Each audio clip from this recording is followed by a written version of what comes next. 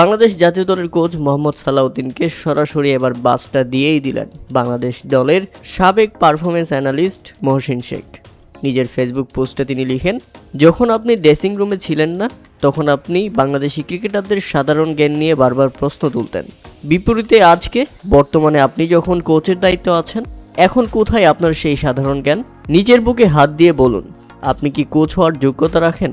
এদিকে আবার নাসির হোসেন সামাজিক যোগাযোগ মাধ্যমে একটি স্ট্যাটাস দিয়েছেন। নাসির হোসেন লিখেছেন, আমরা খেললাম 9 বল, ওরা খেললো 6 বল, তারপরেও 2 রানে হার। গুড লাক নেক্সট ম্যাচের জন্য। প্রিয় দর্শক, ওয়েস্ট ইন্ডিজের বিপক্ষে বাংলাদেশ দ্বিতীয় ওয়ানডে ম্যাচে যা ইচ্ছে তাই করে হেরেছে। ওয়েস্ট ইন্ডিজ বারবার হারতে চেয়েছিল, কিন্তু বাংলাদেশ জিততেই চায়নি ম্যাচটি।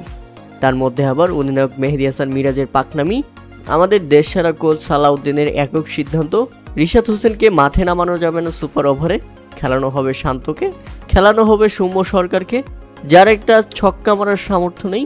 আমাদের এই কোচের ব্যাপক চুল পাকনামি সিদ্ধান্ত শেষ পর্যন্ত ম্যাচটাকে হারিয়ে দিয়েছে। আপনারা ইতিমধ্যে নিশ্চিত হয়ে গেছেন বাংলাদেশ ক্রিকেটের ভবিষ্যৎ আসলে কেমন। যারা 9 বলে 11 করতে পারে না, শেষ 5 বলে 6 রান নিতে পারে না, তাদেরকে দিয়ে ক্রিকেট নয় বরং হাল চাষ ভালো করা যাবে।